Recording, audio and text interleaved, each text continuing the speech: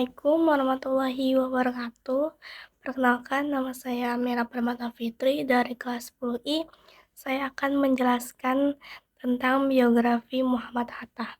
Muhammad Hatta lahir dari pasangan Muhammad Jamil dan Siti Soleha yang berasal dari Minangkabau.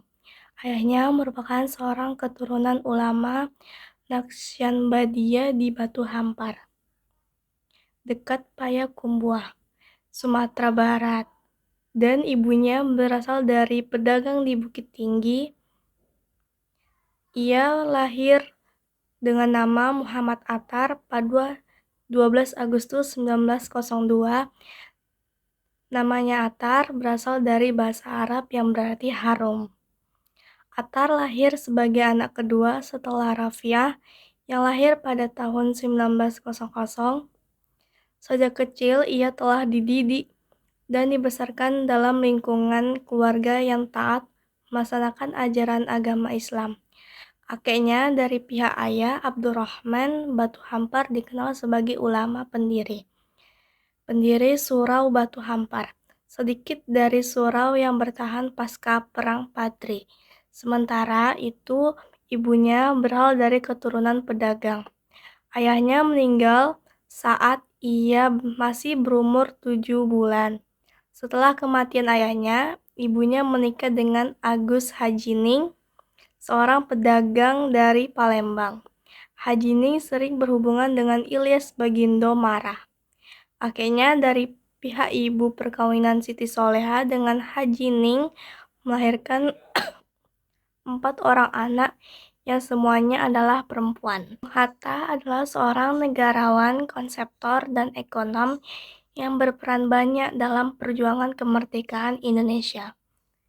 Ia sebagai proklamator kemerdekaan bersama Soekarno memainkan peranan sentral dalam perjuangan kemerdekaan Indonesia dari penjajahan Belanda, sekaligus memproklamasikan pada 17 Agustus 1945.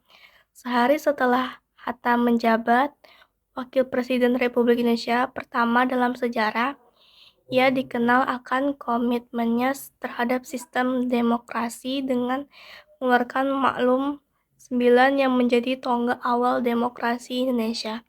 Pada 1956, ia mundur dari jabatan Wakil Presiden. Koperasi kiprahnya di pemerintahan Indonesia tidak hanya duduk sebagai wakil presiden, ia pernah menjabat sebagai Perdana Menteri dalam Kabinet Hatta. Hatta I, Hatta II, dan RIS.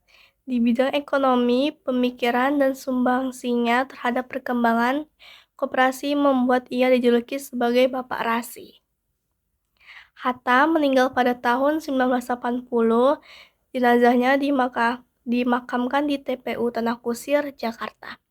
Pemerintah Indonesia menetapkan sebagai salah seorang pahlawan proklamator kemerdekaan pada tanggal 23 Oktober 1986 melalui Kepres nomor 081 TK 1986. Namanya bersanding dengan Soekarno sebagai Dwi Tunggal dan disematkan pada Bandara Udara Internasional Soekarno-Hatta di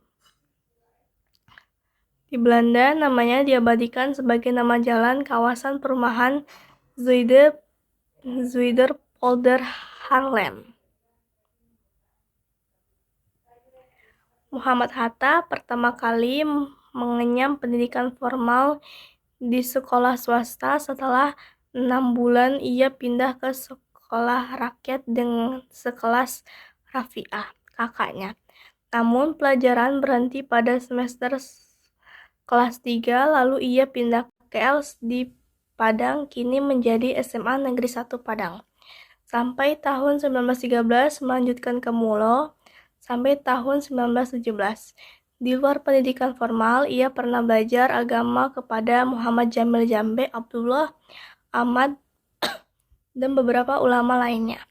Selain keluarga perdagangan mempengaruhi pengertian Hatta terhadap perekonomian. Di Padang, ia mengenal pedagang-pedagang yang masuk anggota Serikat OSCH dan aktif dalam Jong Sumatera Bond sebagai bendahara. Kegiatan ini tetap dilanjutkan ketika ia bersekolah di Pring Hendrik School.